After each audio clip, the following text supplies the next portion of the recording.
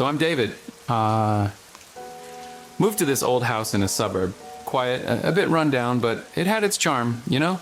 I work in software development, a big fan of solitude. Never been one to buy into ghost stories or anything. Rational guy, or so I thought.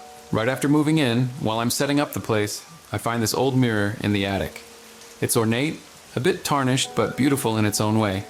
I figured it'd look good in my bedroom, so I cleaned it up and hung it there. Didn't think much of it then. But then, things started to feel off. At first, it was just this weird discomfort whenever I looked in the mirror. I told myself it was just moving stress or maybe a lack of sleep, but it kept getting worse. This mirror, it started freaking me out.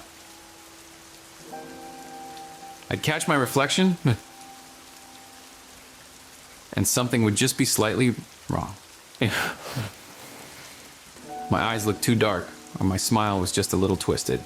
Stuff that wasn't there when I looked away. And then, the house itself began to feel different. Darker, colder, like it was changing with the mirror.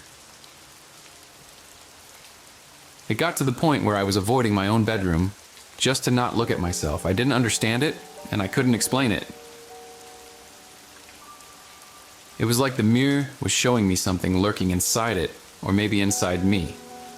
It was this creeping, gnawing feeling that wouldn't let go. So it got to a point where I couldn't even handle seeing any mirror in the house. I covered them all up, even the small one in the bathroom. But at night, I started hearing these whispers. It was like they were coming from the mirror in the bedroom, even though it was covered up with a heavy blanket. Couldn't make out what they were saying, but it sent chills down my spine. Worried I was losing my mind, I started digging into the history of the house. Found out the last owner was this old woman, a real eccentric type, who was supposedly obsessed with mirrors. Neighbors said she barely came out of the house, and when she died, it was under real mysterious circumstances. No one really knew exactly what happened. One night, curiosity, or maybe desperation, got the better of me. I pulled the blanket off the mirror, I stared into it, and man, I wish I hadn't. It wasn't just my reflection staring back, there were faces, other faces, all distorted and tormented like they were trapped. They'd flicker in and out so fast, but it felt like they were trying to tell me something or warn me. I became obsessed. I had to figure out what was going on. I set up cameras to record the mirror and stayed up for days watching the footage, hoping to catch something concrete. It was like the mirror had a life of its own, and I couldn't look away. I needed answers, needed to know if I was going insane or if the mirror really held something sinister. The whole thing came to a head one night that I'll never forget. I was watching the mirror, like I'd started doing every night, when suddenly, the old woman who used to own the house appeared in the reflection.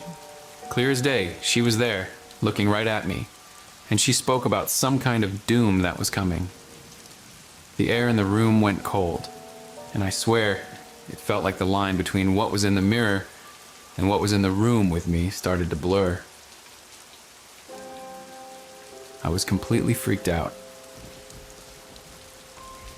Couldn't handle it anymore. In a panic, I grabbed a baseball bat and just started smashing every mirror in the house, including the big one in the attic. Each mirror shattered with this echo that sounded like screams, and then silence.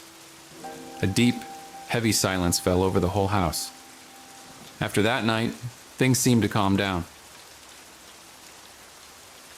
The house felt lighter, and I could breathe easier like a weight had been lifted. But even though the fear was gone, I couldn't shake the feeling that maybe none of it was real. Maybe it was all in my head. That thought haunted me more than the mirrors ever did. But here's the thing. Just the other day, I was walking past a shop downtown, and I glanced in the window. For a second, just a split second, I thought I saw something move behind me, in the reflection. I kept walking and didn't look back. Sometimes I wonder if it's really over, or if it's all just waiting, biding its time. But for now, I just keep walking, you know? What else can you do?